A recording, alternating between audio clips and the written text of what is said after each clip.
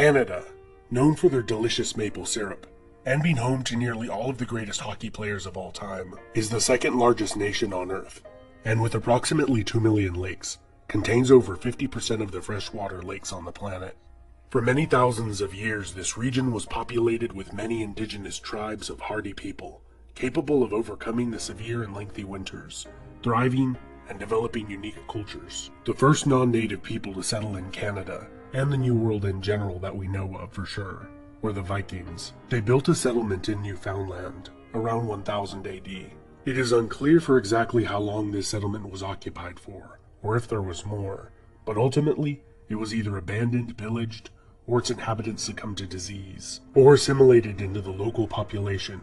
But theories abound. Nearly 500 years later, in 1497, the Italian explorer Giovanni Capoto was the first European to explore North America's coast, claiming it for the English crown. Shortly after, the Spanish and the Portuguese would do the same, but remained uncolonized for several decades, with only a few seasonal Portuguese and Basque fishing outposts built, until the French arrived.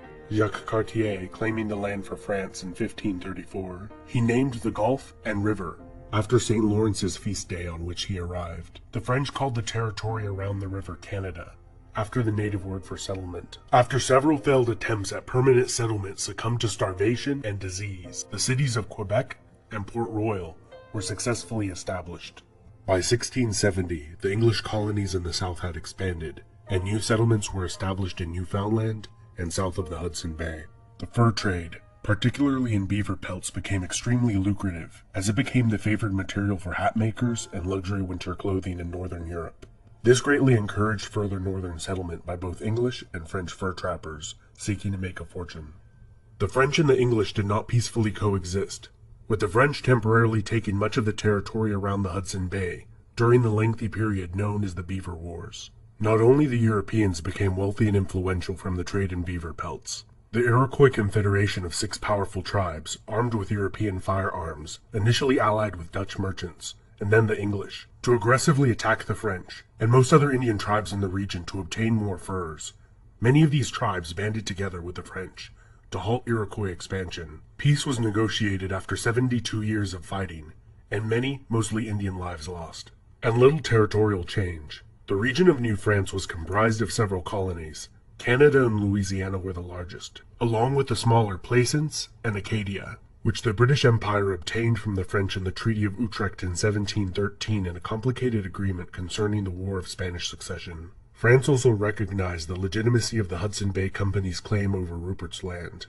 Interestingly, the Hudson Bay Company is still in existence today, primarily as owners of a retail store chain, bearing their name. Despite their larger territory, the French increasingly became outnumbered by the rapidly growing British colonies surrounding them, by a margin of 10-1 by the time the next major conflict between the two occurred. During the 7 Years' War, or the French and Indian War, as it has become known in much of North America, French-speaking Acadians were deported far from the Canadian borderlands, some of whom formed the basis of much of the Cajun population of modern-day Louisiana and New Orleans. Both English and French empires sent thousands of regular infantry to North America during the war, supported by local militias and Indian tribes. The greatly outnumbered French relied heavily on Indian allies and fought the British to a standstill early in the war, until the British successfully besieged the cities of Quebec and Montreal. Despite the French later defeating the British in a pitched battle, they failed to retake their capital city. In the treaty that ended the war soon after, France ceded Canada to Britain, while giving Louisiana territory to her ally, Spain. It is important to note at this time much of North America's non-coastal areas were still largely unpopulated, with many of the native tribes heavily depleted through warfare and invasive diseases from which they had little immunity. With a population of approximately 3 million, the American colonies waged a successful rebellion against the British Crown. A little over a decade later, the Americans attempted and failed to take Quebec, which remained loyal to Great Britain. After the war, many British loyalists moved north into Canada. During the following War of 1812, both British and American armies launched several failed invasions of each other's territory, ending in military stalemate, and the status quo was maintained. The treaties following the war established a more formalized border between the two nations. Despite the Canadians' desire not to join their American neighbors to the south, Movements for self-rule increasingly grew among the Canadian lower and middle classes, culminating in the rebellions of 1837 and 38 that were severely dealt with and crushed, and saw the short-lived Republic of Canada established by William Lloyd Mackenzie. Despite the Republic's short-lived lifespan and diminutive size, widespread public support, not only from many Canadians, both French and English-speaking, but also from Americans to the south, spurred Great Britain's government to make major concessions in the rebellion's aftermath.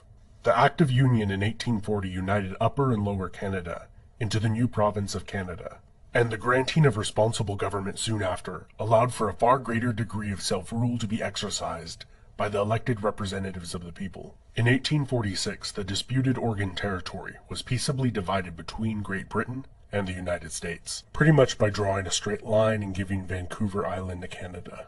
Throughout the 19th century, a massive boom in the logging industry fueled large waves of immigration to Canada, gradually replacing the fur trade as Canada's most lucrative industry. In 1867, the British North America Act, or more commonly